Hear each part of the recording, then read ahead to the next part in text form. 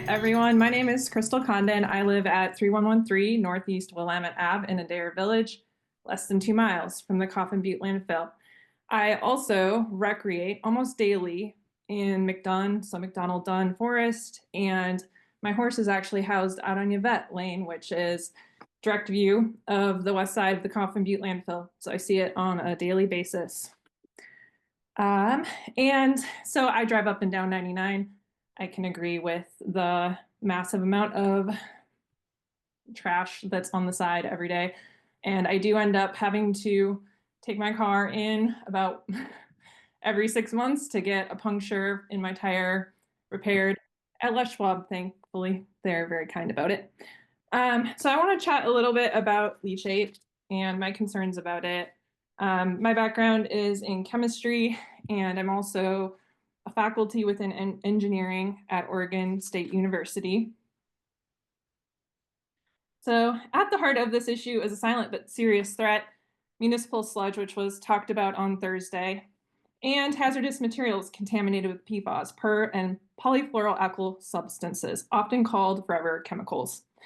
These substances do not break down in the environment, and they accumulate in our soil, water, and even our bodies.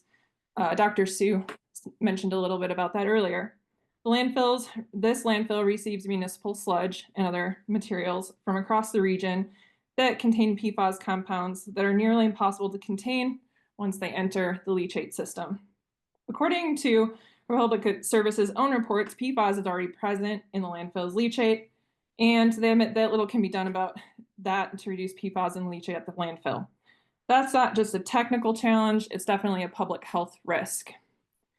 And here's the most alarming part. That leachate is trucked to wastewater treatment plants in Corvallis and Salem, as we learned, which are not equipped to remove PFAS. The treated water still containing these toxic chemicals is then discharged into the Willamette River. And this is the drinking water source for myself here in Adair Village, and also communities up the river, including Sherwood and Wilsonville. We are essentially poisoning our neighbors and our environment through this process. Let's be clear, this is not just a Benton County issue. We're impacting communities up and down the entire Willamette River. This is a regional water safety issue. Now let's talk about Benton County's land use codes. Under Benton County Chapter 53, any conditional use permit must demonstrate that the proposed use will not be detrimental to health, safety, or general welfare of the community. How can we possibly meet that standard when we are knowingly concentrating PFAS, laden sludge, in a landfill that contributes to the contamination of a major river?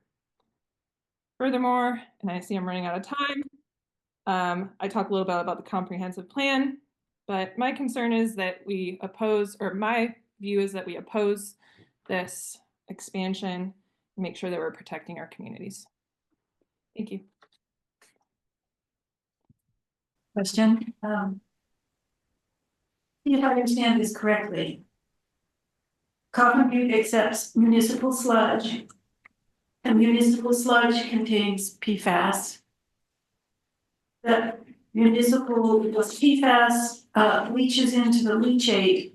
That leachate goes to the water treatment facility, but is not treated, it's only diluted. Did I get that right? Is that the sequence? Is that what you mean by it's accumulating?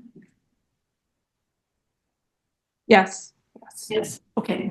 Yes, and the larger the landfill, the more PFAS that'll be present in that material.